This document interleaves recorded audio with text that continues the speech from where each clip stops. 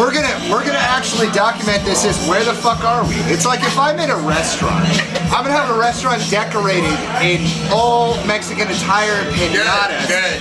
But I'm gonna serve Chinese food and then have a really Italian waiter.